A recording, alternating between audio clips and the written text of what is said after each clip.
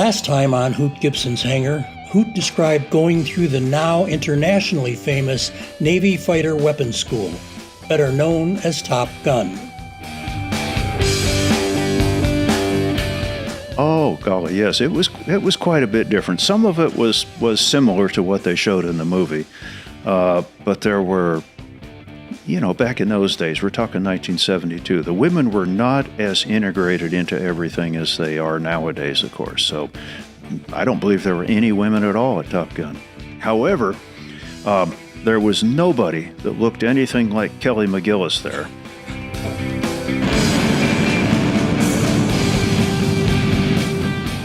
We called that episode The Real Top Gun. But the two iconic movies that featured the school as a backdrop, 1986's Top Gun and 2022's Top Gun Maverick, required singular flying as well. Top Gun aerial scenes were accomplished using a modified Learjet flown by legendary pilot Clay Lacy and cameras mounted on F-14s. Much of the dogfighting was shot at Naval Air Station Fallon in Nevada.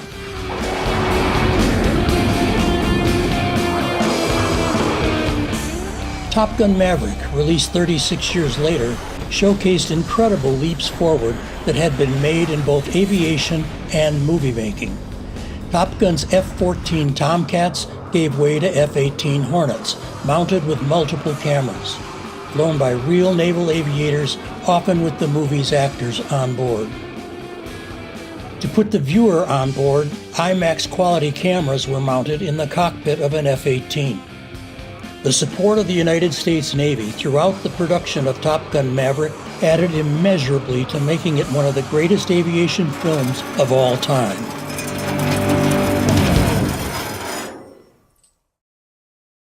In this episode of Hoot Gibson's Hangar, Hoot has an in-depth conversation with the Navy F-18 pilot who did some of the heaviest lifting in the making of Top Gun Maverick.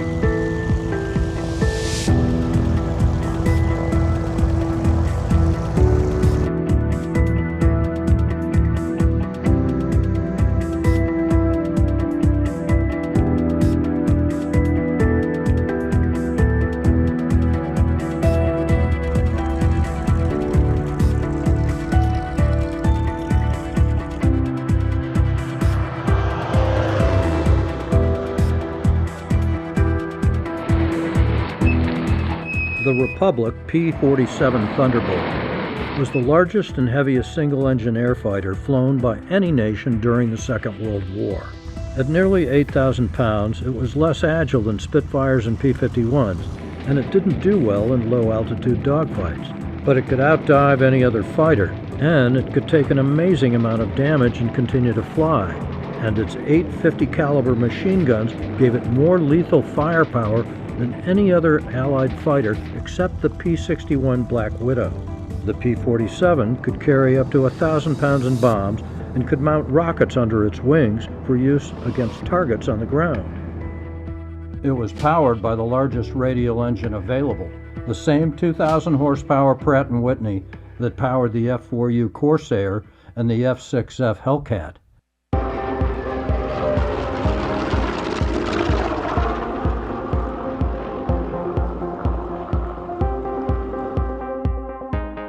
Americans produced more than 15,000 P-47s, more than any other American fighter plane in any war.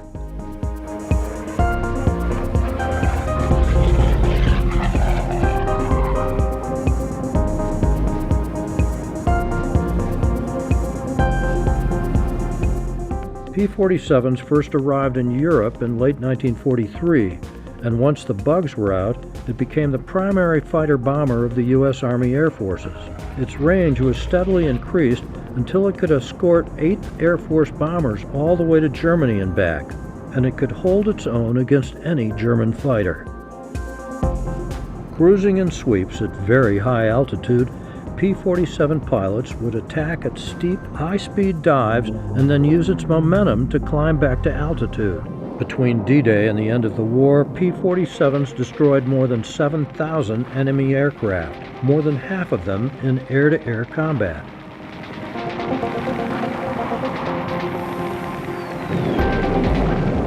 But the P-47's greatest role was ground attack. With its diving speed, massive firepower, and ability to absorb hits and keep flying, it was probably the best ground attack aircraft in the U.S. arsenal, destroying thousands of locomotives, railway cars, armored vehicles, and aircraft on the ground.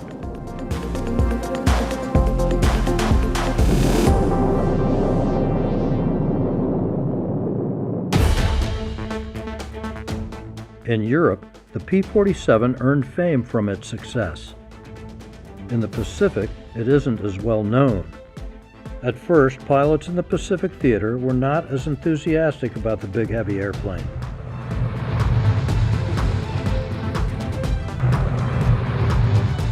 They said it didn't have enough range for long overwater flights, and it was too clumsy to compete with Japanese fighters in a dogfight.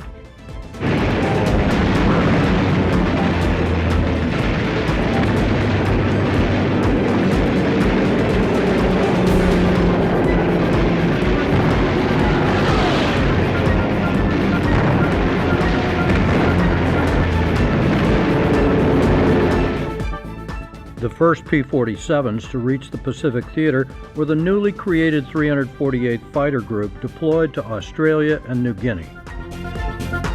One of the pilots in that group was Bill Dunham, a 22-year-old from Tacoma, Washington. He named his P-47 Bonnie after his fiancée. Dunham would later command the 348th Fighter Group and would end the war as a high-scoring ace with 16 aerial victories.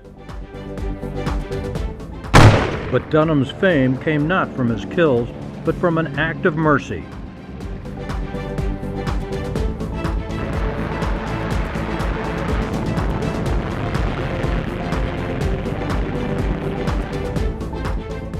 By December 1944, Dunham had reached the rank of major, was commanding the newly created 460th Fighter Squadron, and was already a double ace with 10 aerial victories. On December 7th, the third anniversary of the Japanese attack on Pearl Harbor, Dunham's squadron was flying aerial cover for Allied landings on the Leyte in the Philippines. Dunham shot down 4 more Japanese fighter planes. One of the Japanese pilots bailed out. Dunham had heard the widespread story of Japanese fighter pilots shooting at defenseless Allied pilots in their parachutes, and he maneuvered to fire at the enemy pilot dangling in his parachute. But as the enemy pilot came into Dunham's gun sight, something happened to Dunham that he later described as God's hand on his shoulder. He did not fire, and the Japanese pilot floated down and landed in the sea. As a final act of chivalry, Dunham made a low pass and threw his Mae West life jacket to the floating enemy. Dunham would score 2 more aerial victories during the war, his last and 16th in a P-51 Mustang, which he named Mrs. Bonnie for his wife. After the war, Dunham commanded fighter units in the Army Air Corps, the U.S. Air Force, and the Strategic Air Command in the United States, Vietnam, and Europe. He retired in 1970 with the rank of Brigadier General and died in 1990 at the age of 70. In 2005, aviation artist David Hammond learned of Dunham's act of mercy toward a defeated enemy, and he immortalized the incident in a painting called Uncommon Chivalry that was unveiled in the presence of Dunham's widow, Bonnie.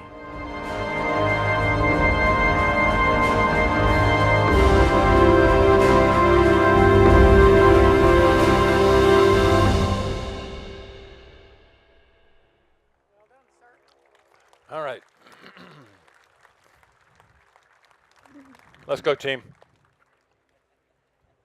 Sir? You're going to be sitting over there, sir. And the rest of you, okay. We'll go, yeah. You're going to Bruce, sit here, right? Yep, I'll sit there. Bruce, you're next. Yep. Okay. Margot and Shelley, you're next. Chuck, you're next. Bernie, I told you you're going to be at the end. I'll sit in there. Welcome, ladies and gentlemen. I'm Ed McElhenney. I'm going to be the moderator for this presentation we've got this afternoon. And just to let you know exactly what we're doing here, as I walk along, you're going to see the word history, heroes, and heritage. And that's what we're going to be talking about here this afternoon. We've got a beautiful airplane behind me. We're going to talk a lot about the airplane, but more importantly, we're going to talk about where it came from, its restoration, its acquisition, its performance, and we are quite honored today to have this cast in front of me, and they include, and I'll start at the beginning, Bruce Eames, the owner of the aircraft, and he's been here several times. He's brought, in fact, if you saw the program this morning on Thunderbird, another one of his tasks at hand, if you will. Actually, that one's Warren Peaches. Yeah, well, yeah, I understand, but it was you're part and parcel of it, Okay. the Aerocorps Corporation, et cetera. And yeah, Warren's out here somewhere, I'm sure. But next, we've got 2 young ladies here who, and if you take a look, you can see on the side of the airplane, it's called Bonnie, okay? And Bonnie, as you saw from the video, is named after Bill Dunham, and his wife, and what we are honored to have here today are his 2 daughters. We've got Shelley and we've got Margot, and so those are the 2 daughters. Then we've got our local expert. We got Chuck Cravens, and he's going to be our fact checker, and he has a wealth of information about the airplane. And then we just got the pilot down there, and we got Bernie again.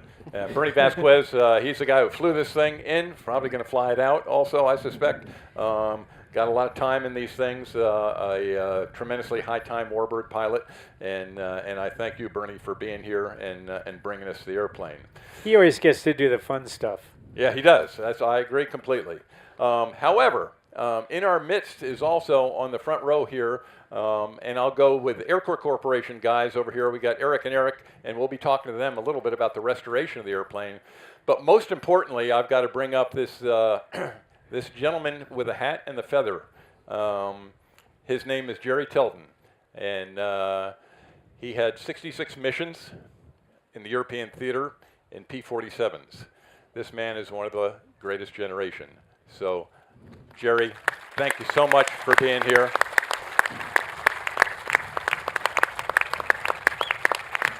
Take a look around. You got a standing ovation.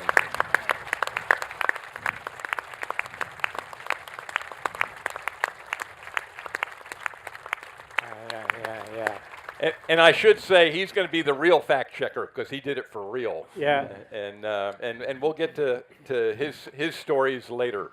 But for right now, I'm going to start with Bruce. And Bruce is the guy who brought the airplane to us.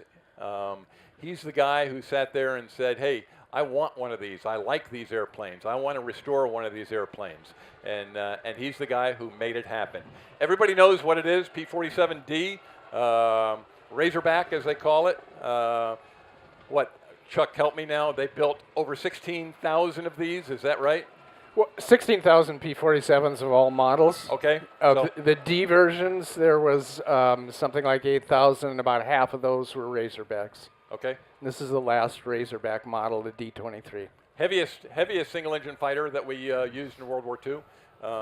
And we'll get more into details later. But for right now, I'm going to turn it over to Bruce and just say, okay, how did we get it? Where did it come from? And why did we get it? Why?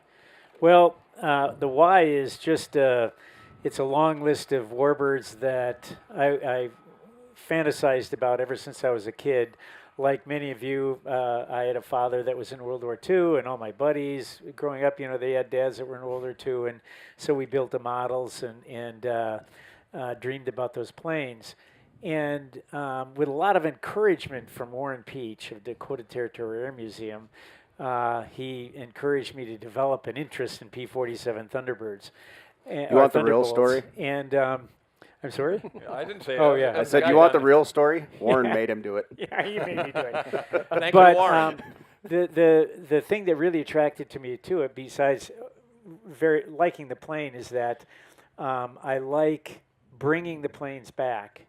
And I think that the P-47 was a plane that, in terms of my experience, was not really recognized as much as it should have been.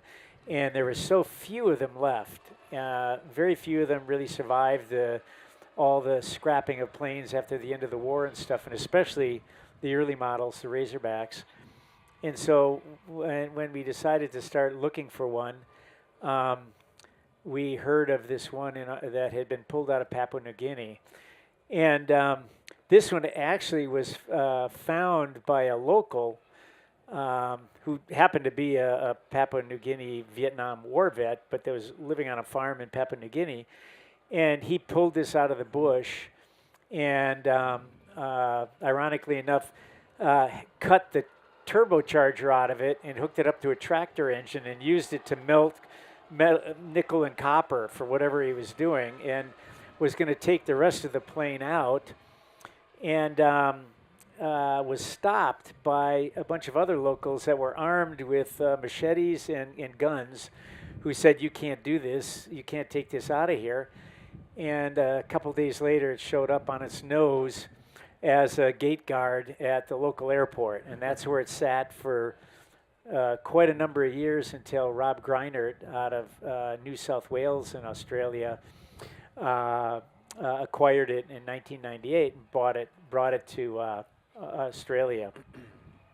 And from there, teaming up with Air Corps Aviation, we went over there and had an epic trip and visited the plane, and eventually packed it up in shipping containers in 2010.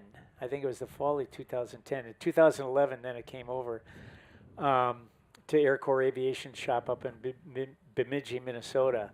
Although I do remember that if anyone's seen pictures of what this thing looked like when we brought it and packed it up, I put my hand on Eric's shoulder when we were in Australia, and I said, are you sure we can build this plane back up out of this? And so 11 years, 12 years later, here it is. And so it's a great tribute to Air Corps Aviation and their skill and commitment to bringing these planes back again. So thanks to those guys. Thank you, Air Corps. Thank you, Air Corps. So that's how it came into our hands. And at that point, as we started that process, the next thing was then turning to Air Corps Aviation's historian, their in-house historian, Chuck Cravens, to say, okay, what do we have here? What group, what's the history of this plane and who flew it and et cetera, et cetera. And Chuck spent, close to 8 years doing a lot of tedious research in identifying the plane, and he can talk about this a little bit more. But it finally came down to that identifying what fighter group it had been in, and we got to the point where through his research it appeared that the plane had never been assigned to any one pilot, so that it seemed that it had been used in training and also as an extra plane when some other pilot's plane is off the line for repair. And so then we started looking at who were the pilots that possibly had flown it in training in that group or had used it as a backup. And of course, Bill Nutham's name comes up, and it's a story that just immediately resonated. This is definitely an incredible example of the kind of men that fought for us in World War II, and in particular that flew these planes, and that he probably did fly this plane in that squadron. And so that's why we decided to pursue the Bonnie livery and finish it off in an accurate restoration of his plane. And Chuck, you may have something to add to that. Yeah, Chuck, you got the story that you hadn't met these ladies ever, and started to do some investigation, and they provided you with information. I was connected, or I got the information from Terry Popovec, who wrote a really fine book about the 460th Squadron called Check 6. And he asked permission to give me Margot's contact information. And this was, 6 years ago, something like that? Anyway, she was generous enough to send some guy in Bemidji, Minnesota she'd never heard of before, his class book. And it wasn't just his class book, it was when they trained in Massachusetts to fly P-47s. He had written notes, his own handwriting, about every member of his squadron, what happened to him during the war, how many aerial victories they had, including Neil Kirby, who's the #1 Pacific P-47 ace. Bill Dunham is the second leading Pacific ace. Anyway, that's how we were connected. And the airplane, the biggest puzzle about it was abandoned on the eastern end of Papua New Guinea at a time when all the combat was on the western end, 1,500 miles away. So on September, I have information on May 8th, 1944, with a picture of the carrier it went across on at the dock at Townsville. Then no information until it was pushed aside on September 18th, 1944. But the location was always a puzzle until we realized, it probably was 35th Fighter Group because of timing. They were the first group to have them, and they had them in late June of 44. They then transferred their war-weary P-47s to the 348th Fighter Group right at the time where Margot's dad was assigned to start a 4th squadron, which is really unusual for a fighter group. That happened in July, and it happened about 150 miles from where the airplane was pushed aside. And so it's really the only squadron that makes sense. And so when you research this, you have to read the squadron histories of every squadron that had a P-47. But unfortunately, in the Pacific, supplies were short.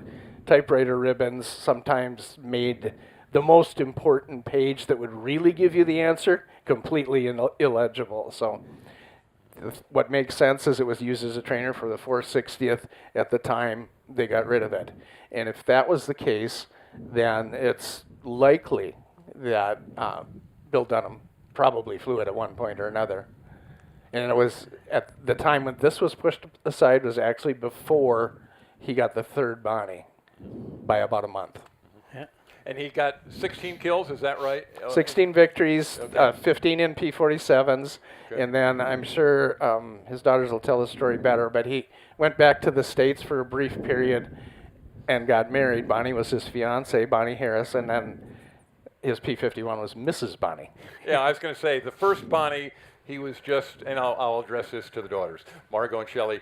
At first, Bonnie was a fiancée, is that right? And he still named the airplane Bonnie, but then, hey, came back after marrying Bonnie, and the next airplane was named Mrs. Bonnie, is that right? Mrs. Bonnie. Okay. And yeah, and I'll open it up now to Shelley Margot and just say, hey, go ahead, Bill. Well, I've got one question. Was she anxious about when that plane's name was going to change from Bonnie to Mrs. Bonnie? Was there any question as to whether that was ever going to happen? Okay, all right. Remember to hold up your mic. Yep. But anyway, yeah, it's got to be an honor for you to see an airplane with your mom's name on it. And yeah, tell us a little bit about your dad. He went on to a distinguished career, retired as a brigadier general, as I remember. You two are both brats, and so you moved around a lot. And yeah, tell us a little bit about your dad. Well, first of all, thank you. I mean, this is amazing, just absolutely amazing. He was just such a great guy. I mean, a great dad. He just made you feel good. He made you feel proud of yourself. He was so much fun. I remember driving movies when we were younger. We'd all four sit in the front seat with pillows and blankets and miniature golf. We played miniature golf as a family.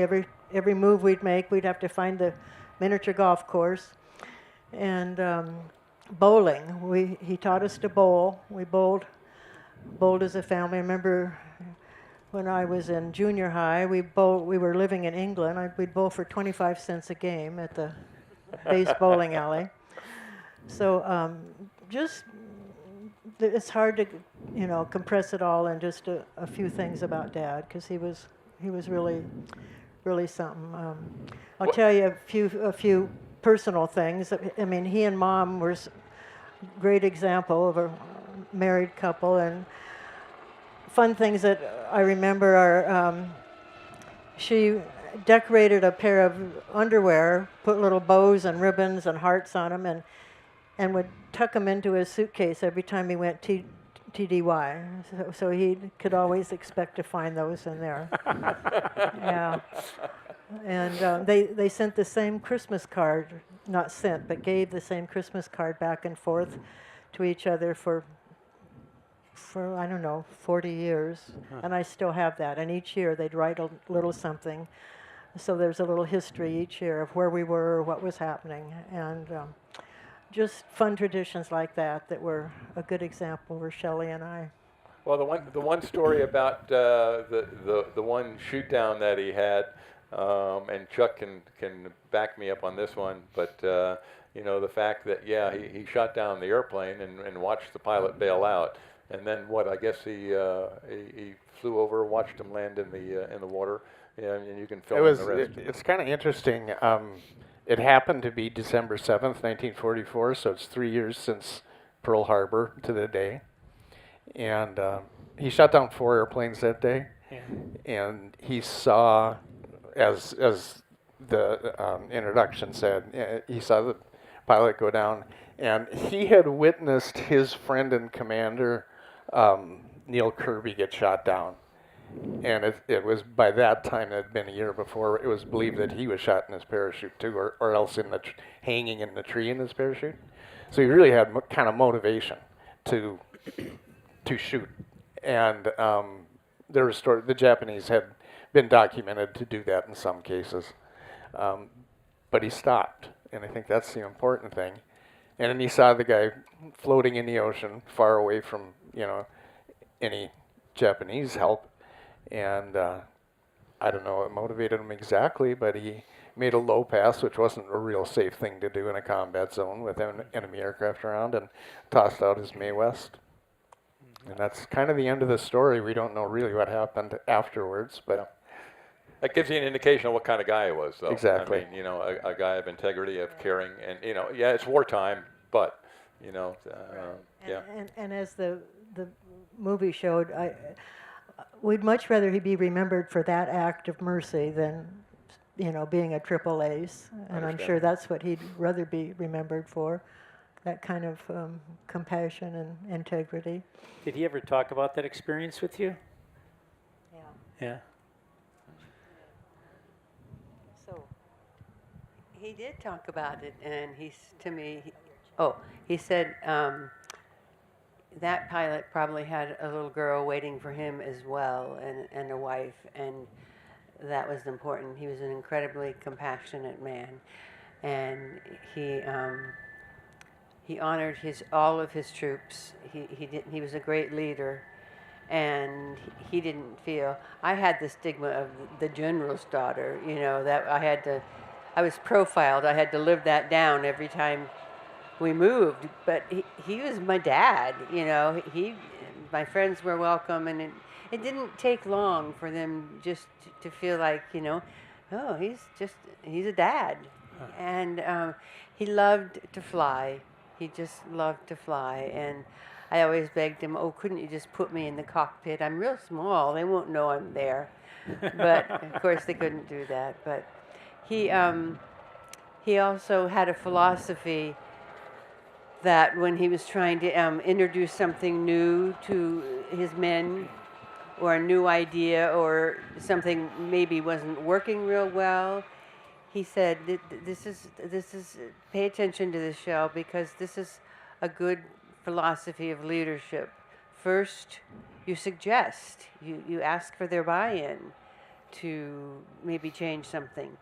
And if it's not accepted and realized, then you try it again. And sometimes do it a third time. And if that doesn't work, then you have to order. You have to order the men to do it. But you always try the other first, you know. And he had a great sense of humor. We had a little dachshund that he adored. And they would play hide and seek every time he'd come home from work. First thing they did. And she was just a little miniature dachshund. She could always find him because she could smell him. Well, one day he got the idea to lie down in the tub. So here's this general in full uniform, hat included, hiding from this dog. and it took him the longest time to find him because, you know, and then I think he made some noise because he felt sorry for the dog. So yeah, so then climbed in the bathtub, and they're having this reunion, you know. So that, of course, that's the first place the dog checked, but he didn't hide there again. He just was a wonderful, wonderful man, and I'm so proud to be here to represent him. And I thank you all for being here. Yeah.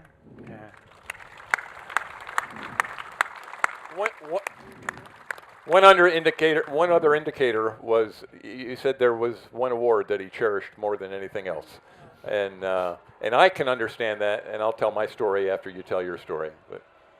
Yeah, he, when he was getting ready to come back, we were going to come back to the States from England.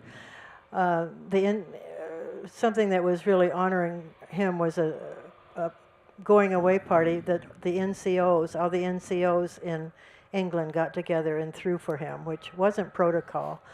And that meant so much to him. And they gave him an honorary Chief Warrant Officer award. And he said, this is one of my most special honors that I ever received. So he was a colonel then. A colonel being awarded an honorary warrant officer was... Yep. Yeah, I understand very well. When I retired, I was obviously a flyer for a long time, and then ended up in maintenance. Got to know all the crew chiefs, all the maintainers very well, and worked my way up. And something I cherish more than anything else right now is the chief plaque that they gave me. They gave me a chief's bust, is what it is. And you know, Chief Master Sergeant. It's the E9. It's the highest rank in the enlisted corps, and it's a beautiful bust of a Indian chief with a very nice plaque on the bottom of it, and I know exactly where he's coming from. So that gives you an indication who this guy was also. So thanks so much for being here, I'll say that right now, and allowing us, guys like this, to honor your dad. Absolutely. I think it's Absolutely. it's spectacular. Yeah. Thank you. How to grow delicious tomatoes. Step 1. Feed them while watering with Miracle Grow Liquid Feed. That's it. Miracle Grow. All you need to know to grow.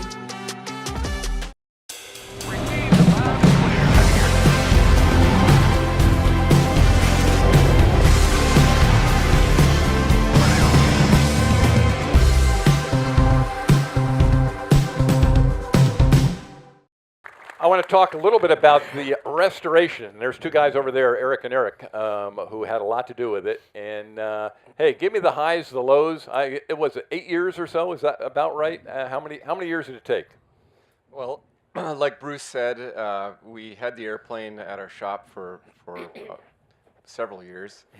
We worked hard on it since we finished the restoration of Lope's Hope, a P-51C model we restored. After that point, we worked hard on the P-47, and it's a huge, massive project. It's not a P-51, we can tell you that much. Lots of parts. There's over 40,000 parts in the P-47. That doesn't include the engine, the propeller, any of the instruments, and things like that. And we have an amazing team at Air Corps. Lots of parts, of course, were fabricated for the restoration, but many parts were reused from the original airplane.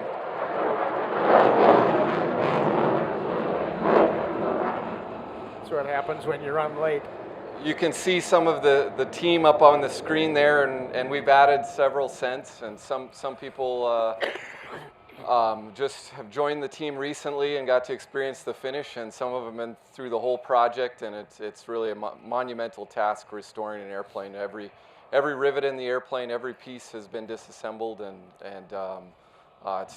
it's just amazing and exciting to see the airplane fly again for the first time and help tell the story. And we all know when we fly the airplanes and bring them to places like this, we really get to tell more and hear more of the stories. So that's what it's all about. I understand there's some signatures on it also. And can you talk to it, or should Chuck talk to it? Yeah, maybe Chuck can mention some of the signatures, the details.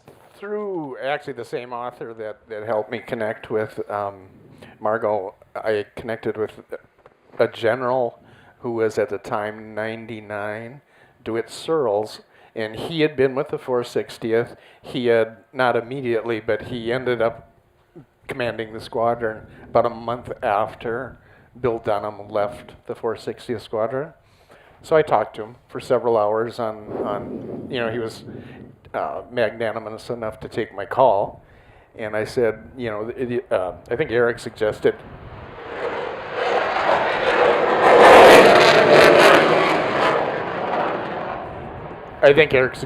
that maybe he'd sign the access door. And so I asked him if he was willing, and we shipped it to him, and he signed it. Then we contacted another P-47 pilot that was still with us from Minnesota, and he signed it too. And then Huey Lang signed a different access panel, and there is a pilot step that comes from a P-47 that was shot down in Italy, and we helped Hans Waronka find. It was his uncle, right? And they excavated that airplane, and that pilot handle is part of this one. So there's 4 people that it honors, kind of besides Bill Dunham. Wow. Hans is here today, isn't he? Huh? Yes, Hans is here someplace. Yeah. There he is. You can ask Hans questions at the end of the show. Yeah. Okay. All right. Let's talk about the airplane performance, and we've got an expert over there and an expert over here, and I'll just Bernie just goes like that. I'll talk to you first, Bernie. What do you think about You went through engine testing with it. You did your first flights with it. Good, bad, ugly. You know, any big problems? It flies expected. Good performance, etc. It was way more perfect than we would have ever expected. I've flown other P-47s, and I told this story a few times.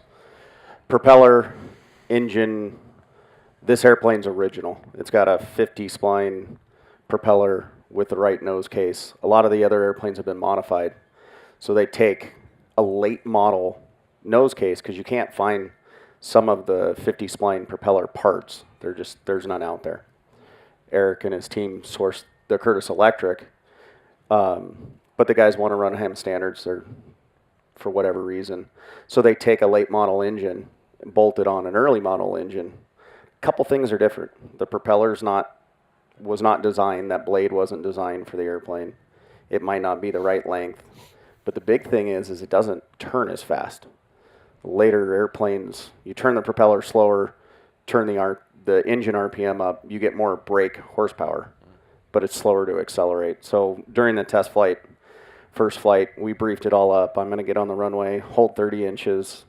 Warren was behind me in a Mustang. Him and Ben came down. I said, tell me when to release the brakes. I'll run the power up to 45, and it's going to go down the runway, and it'll lumber off the ground at about 100, 110, and I'll put the gear up, which is really slow. They're really big cylinders, so it's a lot of hydraulic fluid moving, and a Mustang goes, we're all used to seeing whack, and it's done. This thing, it takes some time, and the whole time you're trying to accelerate, that's a lot of drag. So I briefed this whole thing up, and I totally lied. Because everything I said, none of it happened. I ran it to 30 inches. So these two things happened. I ran it to 30 inches.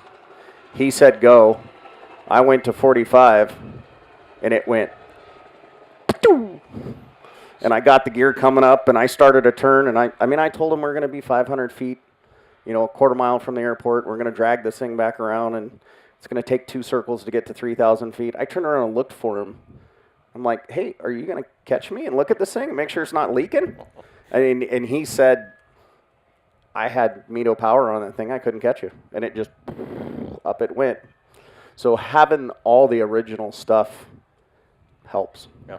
It really does. How about landing? You've landed a variety of these Warbirds. Easy, hard, compared to, say, T6, P-51. In between, is it pretty docile?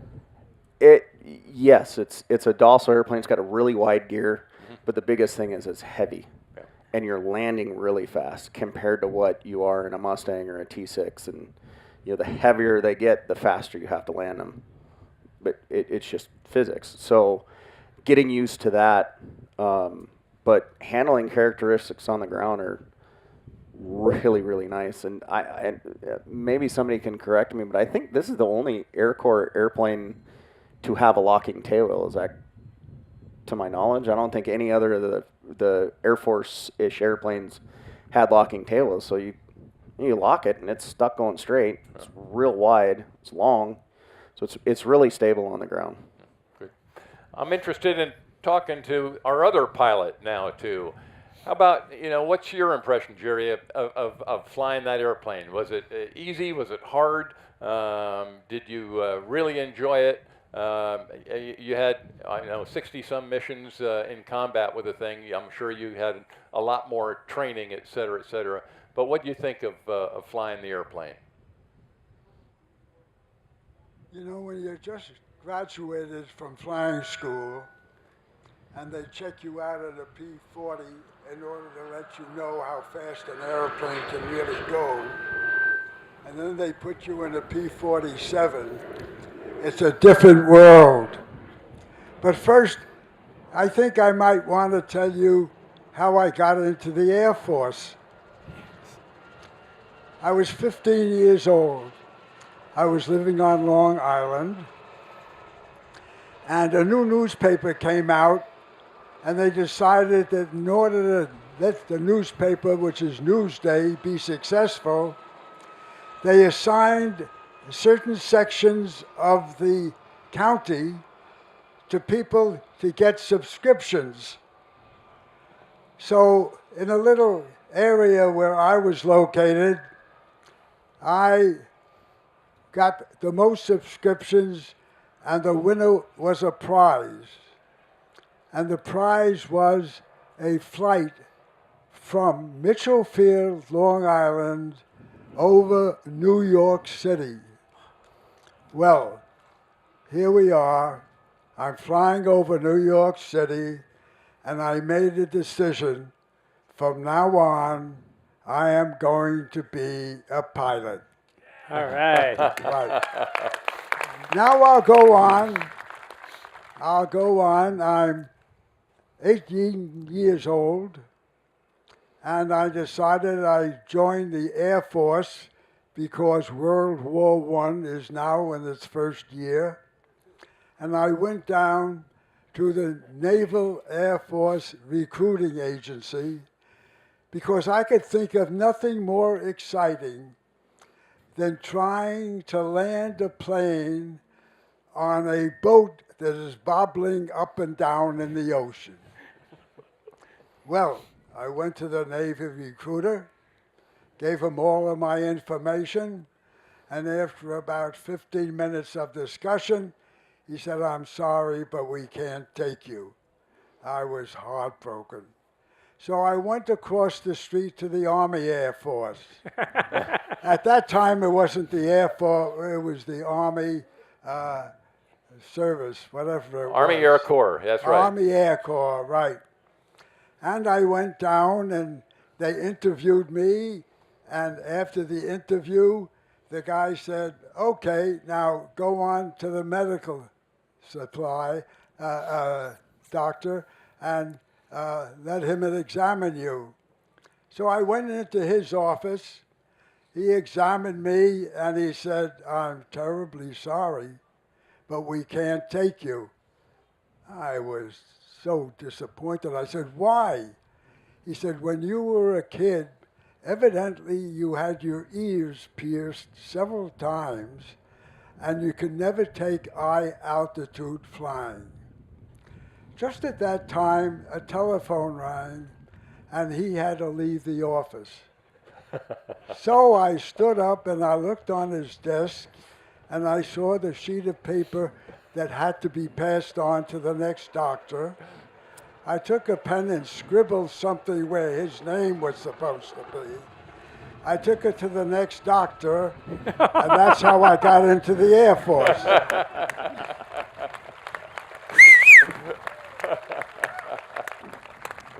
So I'll tell you about one of my experiences with a P-47.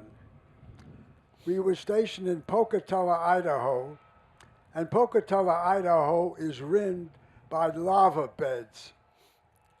Well, I took off on this baby, and I had two 500-pound bombs on the wings, and as I'm taking off and I get to be about 100 miles an hour, and I realize I'm never going to make it.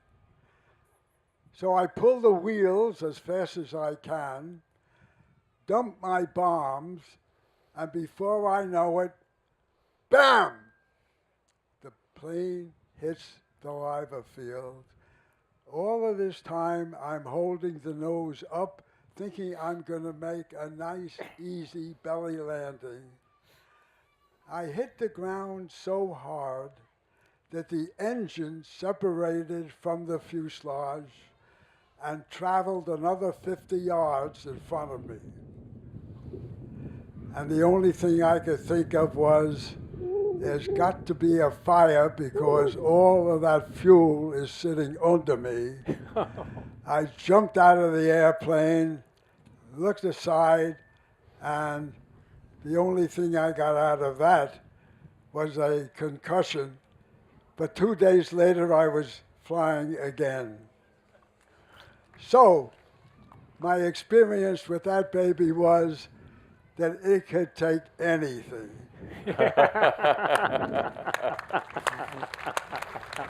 Then there was you want to hear a couple of war stories? One war story. We'll give you one war story, then we're going to do a walk around with Bernie. Okay, one more war story. Okay. Put your hands on a knee, fold your thumb under your palm and make believe that those are the 4 50 caliber machine guns that are sitting in the wing. Okay, we're out flying, we're doing a strafing job, and we're coming off at about 130 miles an hour, and for some reason I look left, and there is a whole line of tracer bullets coming up to me. And tracer bullets, of course, are those things where you can see every bullet that's fired, and it's fired from a machine gun on the ground.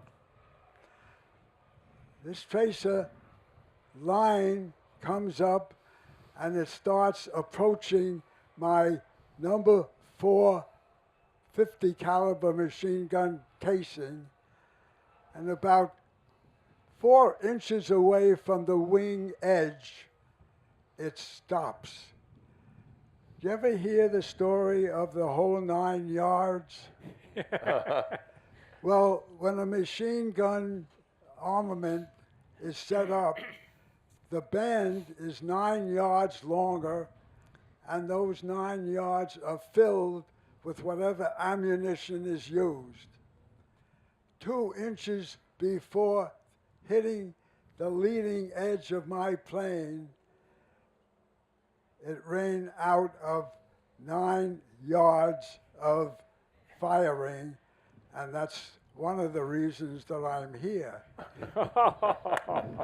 Now, there were other things that happened to me, and one of the reasons was my crew chief, after I told him the story about this escapade, he named my plane Mr. Lucky.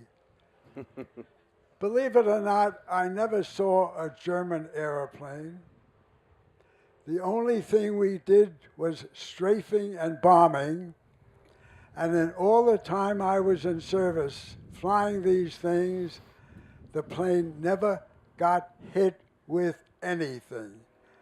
So when they call me Mr. Lucky, all of my life, I'm known as Mr. Lucky.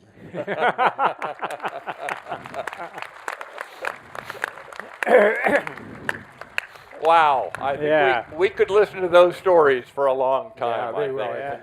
But I'm going to ask Bernie to do How you just a feeling? quick walk around here and talk a little bit about the airplane, the hardware, so to speak. So Bernie, you got it. Well, we've already talked about the propeller. One of the cool things about this particular propeller is it's hollow. So they're steel hollow blades. That's an external cuff. The intake houses a whole bunch of stuff. You've got air going all the way back to the turbocharger, around the turbocharger to cool it, through an intercooler that cools the air after the turbocharger compresses it, comes back up, goes into the engine, which is a Pratt & Whitney 2800. It has a blower in it as well.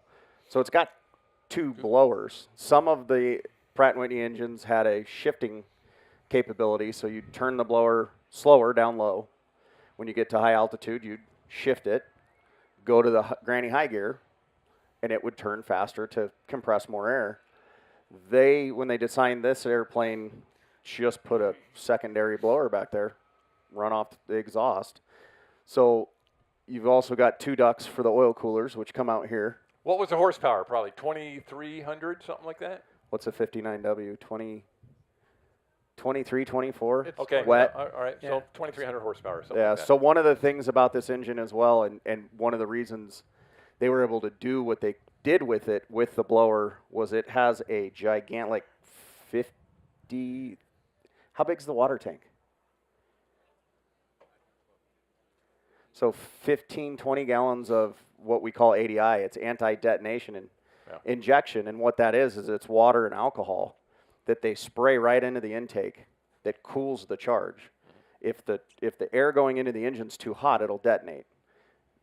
You only get a couple of those, and then the pistons start flying out, and it makes metal, and all kinds of bad stuff happens. So they had a button on the throttle that when they were going a really high boost, they turn that on, and it'd inject water right in there, and it'd cool it off. Well, then you had the air going through the intercooler, which an intercooler does the same thing, but it's taking air going through a radiator-looking device to cool it, and the air coming out of the compressor cools it. So it's an air-to-air deal.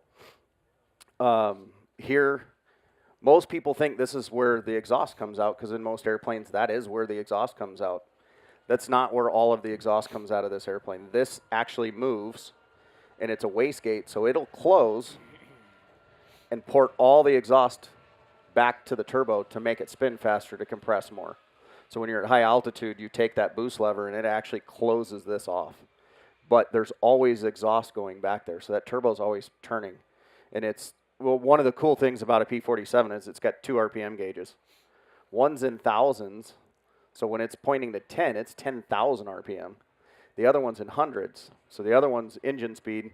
The other one that's in thousands it's actually got a deal on there to give you the RPM, and you can overspeed it. You can you have to set it, and that's basically, you got another little lever over here, like a mini throttle. So that was what was very unique about their design philosophy on that. The struts on this thing are pretty cool. They're 2 chambers. So as it sits here, there's 300 pounds of air on this side.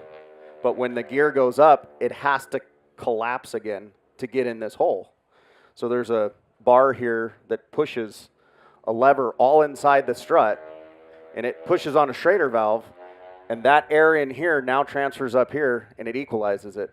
So as the gear goes up, this thing gets shorter again, goes in here. However, if that fails and the gear pops back with full pressure, you're gonna belly land the airplane. It won't come out of the well. Yeah. Of course, we have the 4 machine guns that he spoke of, and apparently it stopped like right there, his whole 9 yards. Yeah. They did have the ability to carry tanks. We didn't put any of that stuff in this airplane. You know, they could carry a 500-pound bomb. They could center drop tank for more fuel. This airplane's pretty unique, where it has what we call a Christmas tree tank. So behind the bulletproof armor, there's an actual another tank that resembles a Christmas tree. That's why they call it that, and they'd stuff fuel in there too. So as he was talking about, you know, you're sitting on all this fuel. This one, you're kind of surrounded by all the fuel. And you were talking about, you know, the load. How much, I mean, could you carry, say, 2 500-pound bombs? I mean, it was more a strafer than anything else, but it still dropped bombs. And how many, you know, would you they would put 1 on each wing. Okay. And then, or, you know, 1 underneath. Okay. I don't know that they ever carried any bombs underneath. I know they had tanks. Right. Did they have rockets too? Okay, so Yep. they Yeah, shot so it rockets. had a belly tank. They could hang rockets on the wings, bombed in the center. Okay. Ailerons are really cool. This was something that I find fascinating because I like airplanes and I fly little aerobatic airplanes. But the aileron design, when it goes down, the air strikes it here. And I thought, like, they did that in the 80s. They thought that was a new thing. This was like 30 whatever. They already had the freeze aileron. So it's and one of the cool things about this airplane is when you're flying it, it's pretty light on the controls, but the further you go, the lighter it gets. You get to the last part of the throw here, and I think you could just let go of it and it just keep on rolling because it's got that deal. It's like a spade. So big giant flaps. It's heavy. It's, as they say, it's the heaviest airplane that they flew. So it's got big barn door flaps. Pretty cool design. They actually go out and then down, which increases the wing area. So it was ahead of its time by a lot. I mean, it was designed real early and used quite a bit. Bernie, what kind of speed over the fence typically? Typically, you're going to shoot 120 down final and then come over the fence at 115, 110. This is the intercooler door, so you close this if you don't need to cool the air. This is just cooling air for the intercooler, providing the air back to the engine. You'll see an oil spot. The turbo has its own oil supply, which is in behind the rear seat. There's a tank. It's got its own pump. So when you start it, it starts pumping and it's returning oil through it. Completely separate system, so you have to check 2 different oil systems on the airplane, which is pretty unique. All of this the shroud protects the turbo, and then all the other exhaust that's not coming out of the two little ports up front is coming out of here. And if you could see here, I don't know if you can get that camera up there, but there's a big ring with just a bunch of little vanes, and that's the turbine wheel that's turning the turbo. And then the rest of it's just big old giant airplane. One of the things about this particular airplane, and we spoke about it when we were talking about Thunderbird, having the high deck, the turtle deck, puts the air back together coming off of the canopy, and that's a huge amount of drag. There's a gigantic low pressure from that air going over the top of the canopy. So having this high back puts that back together, makes it more efficient, makes it faster. However, you got all these bars and stuff in your way to be able to see. So you can see why they went to the bubble style canopy on all the fighters to just give them the ability to be able to see the enemy. Jerry, did you fly both? You flew both? Yeah, okay. That's what I thought. I flew this thing in World War II, and I was recalled for the Korean War, and that's when I flew the bubble. Okay. And Did what you was have your a, preference? Did you have a preference? Yeah. Didn't make much difference, as long as it got up and down.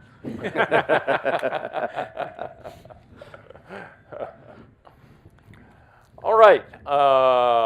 Thank you for that. And I will now say questions. And I'll open the questions up for everybody here. So we've got, if you got owner questions, you got airplane performance questions, you got World War II questions, you got anything you want. And we've got some microphones out there, and I see all kinds of hands going up. So Bruce, you got one right there. Go ahead.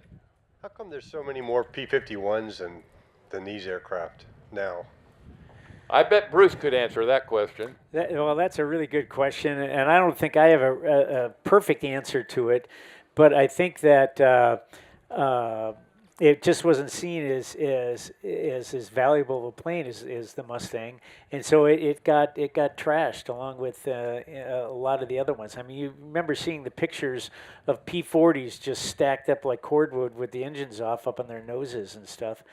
But Connie Boland shared a wonderful story with us this morning about from a gentleman that had been present right after the war when they were destroying the planes in the European theater, and that they were particularly destroying them with dynamite.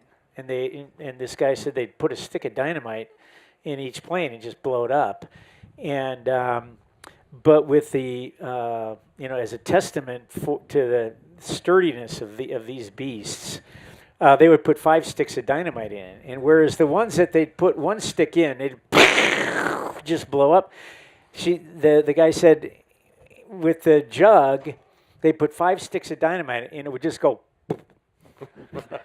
So, you hear all the stories about how tough and sturdy these things were, coming back, just shot all to heck, or even the one with the guy that lost a wing and still brought it in.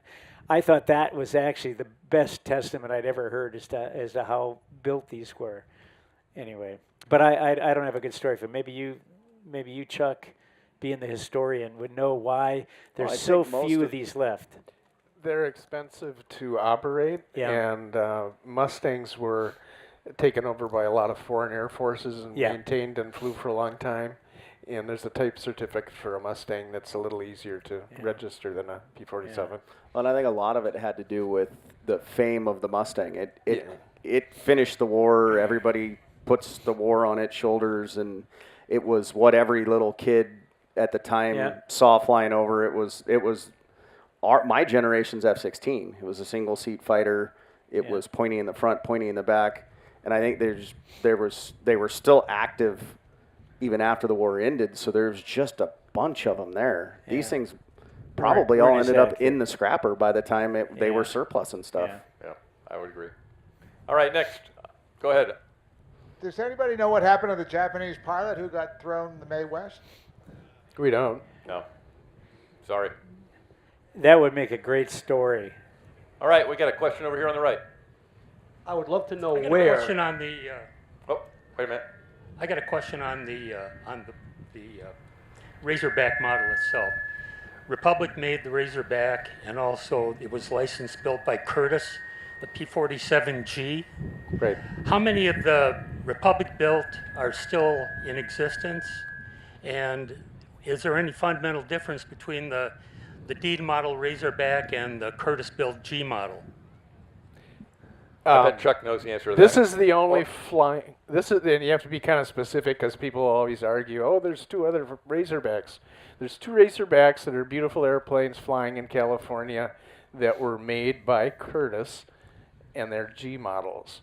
And Curtiss kind of got behind the ball, and by the time they were producing, Republic had moved up a couple more marks and had more performance and so forth. So the G models never left the United States, and that's why those two exist. This is the only Republic-built D model Razorback flying in the world. Okay, answers that question. Next, there we go, upper left. I have a question for Jerry. Jerry, where were you fighting in Europe? And where did you fly out of? In Italy and the Balkans.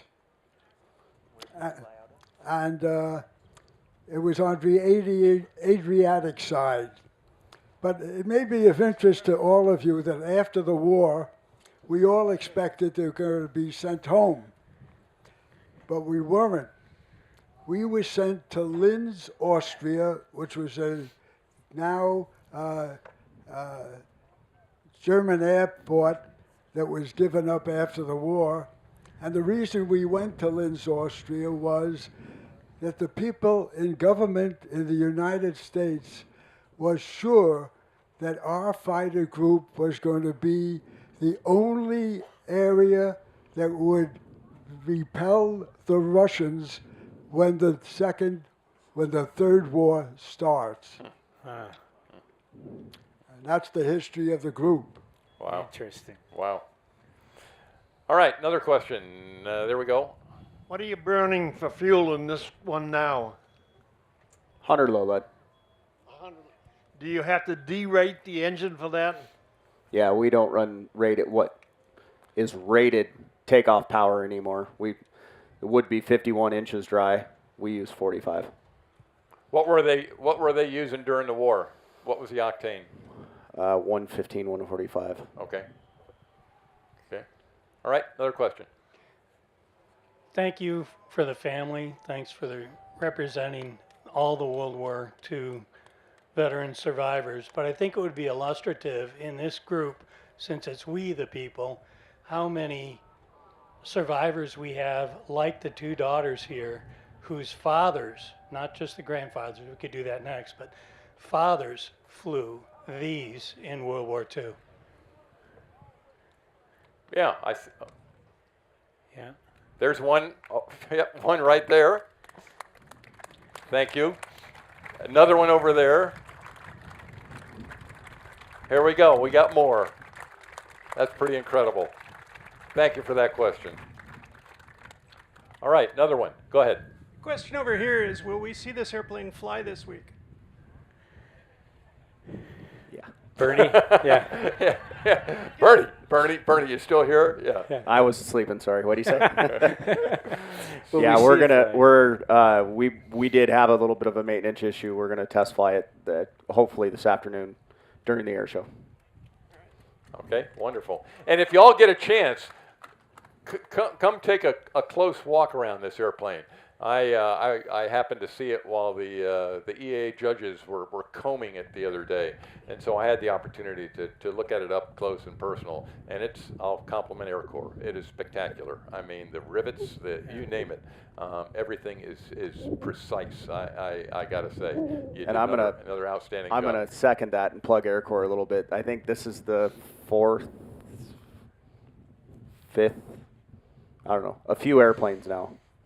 And particularly for me, this is like the fourth airplane I've test flown from either being brand new or rebuilt, new engine, something coming out of other shops, major restoration stuff, and it's pretty much perfect. We had a really good test flight program. They all have hiccups, but that crew goes above and beyond to make sure that it's 100% and it works. It's right before I get in it, before anybody gets in it. And we had a little maintenance issue this week, and my hat's off to them. They spent almost all of yesterday not only getting it here judged, looked at, loaded, cleaned, everything, but then they had to spend all day yesterday trying to fix our hiccup. And it was literally like the 11th hour. We got it out this morning and taxied over here. So just want to say thank you.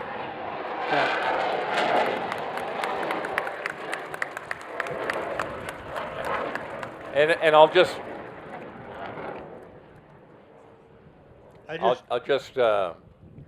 say that I overheard a conversation with Air Corps, and the one thing they said was there's a bunch of priorities in terms of getting these airplanes flying again, and you'll be glad to hear that the first priority is your butt.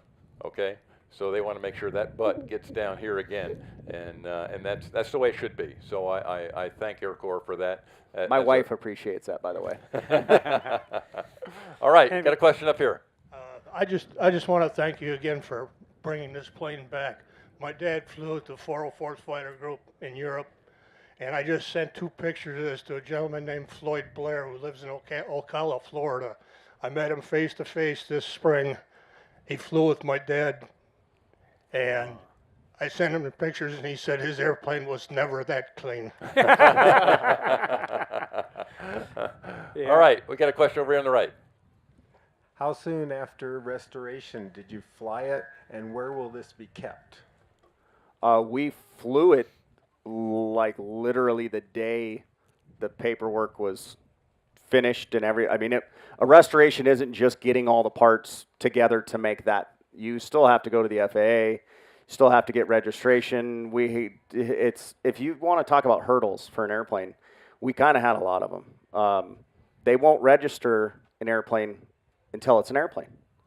Well, we couldn't do any of the registration paperwork, so we got all done, and we went to registration. Well, there was this little thing called COVID, and nobody works anymore. They all are remote, so we had to go through the hurdles of that, and so it was done for a long time, but we were faced with paperwork issues, and then it has to get a stamp from a person that says it can fly and it is airworthy. So we got that, and it was the same day we started the flight test, and everything clicked. We had to fly a certain amount of hours off of it before you could leave a general area, so we had to fly it around Bemidji for 10 hours, and then we could take it to the paint shop, and it was just, everything clicked, and we weren't doing this just once. We were doing this for both airplanes that were in Warbirds in review today. Yeah. This cool aluminum big giant beast and that shiny blue silver bullet over there. So they were doing it and it was just back to back. We test fly this airplane, go get that one. They literally drove the airplane on a trailer from the shop, a wing and a fuselage for Thunderbird while I was test flying this. I show up and here comes Mark Tisler in a pickup truck with a Mustang behind him, like it was not a big deal. There's one thing that I'd like to add about that is that this plane is going to reside at the Dakota Territory Air Museum up in Minot, North Dakota.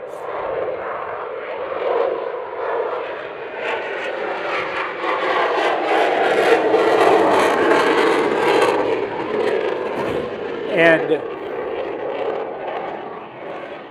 I just want to say that the Dakota Territory Air Museum is really, in the last number of years, has really stepped forward in a big way in hosting all of our planes and having an incredible collection of vintage airplanes.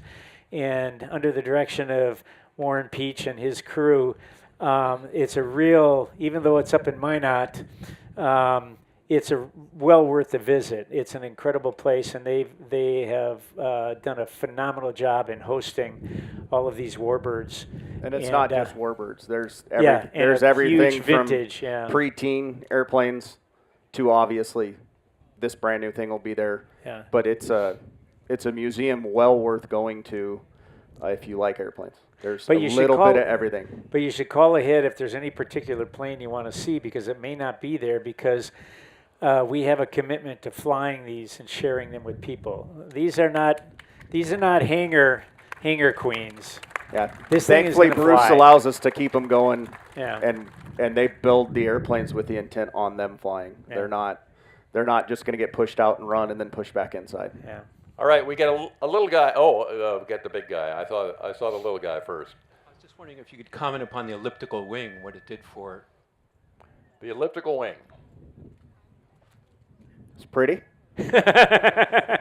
Well, Spitfire had one too, right? Yeah. I mean, It's prettier. Yeah. It is. But yeah, I can't speak to that. Yeah, I'm sure somebody out here could explain the physics behind it. I just go like this. It could be square, it could be round. Yeah, sorry. No good answer. Now we got the little guy over there. Go ahead. How long ago did you finish this project? 2 months. About a month and a half ago, Yeah. it flew for the first time. Okay, outstanding. And we're glad you did finish it, and glad that you were here. All right. Yeah, these poor guys are going to need a vacation. Yeah. Go ahead. One more. Good afternoon. I don't have a question so much as a comment. I had the opportunity to pick up Jerry, and he jumped into the Jeep as though he was a young, spry man, and we had the opportunity to get him in the aircraft, and he's not 99. I swear he's 20. He got up in that cockpit without missing a beat. Yeah. You didn't leave the keys in the airplane, did you? Yeah, I'm worried that, he'd probably crank that thing up. Yeah. Well, all right, any more? Oh, one more up the top.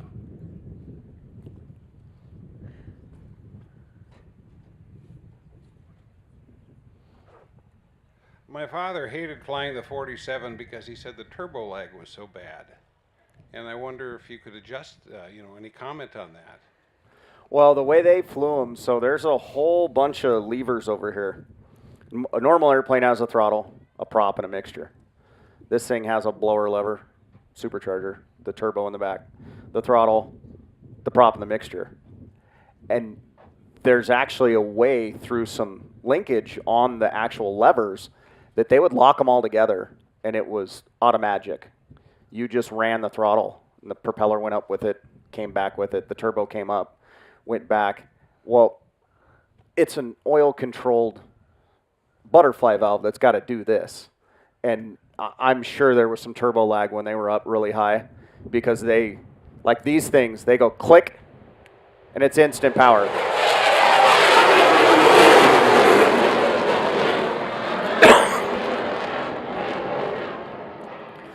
Those things, they go click and the burner turns on and they have instant acceleration, but you had to build up power in this, so.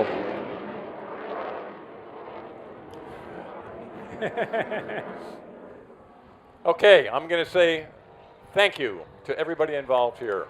Bruce, I say thank you. Thank you. Margot, Shelley, Chuck, Bernie, the two Erics, and most importantly, and I'd like to finish, first of all, veterans. I want to see how many veterans we got in the crowd today. I do this on every performance. Please stand up if you're a veteran. Thank you for your service.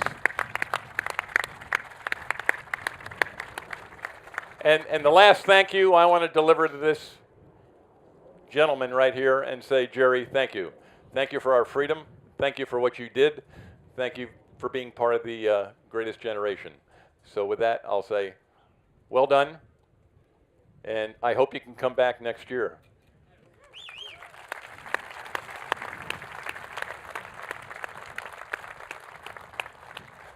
Are they able to come down for questions? Yeah, if you want to come down for questions or whatever, come on down. And yeah, these guys will be here to answer specifics if you want.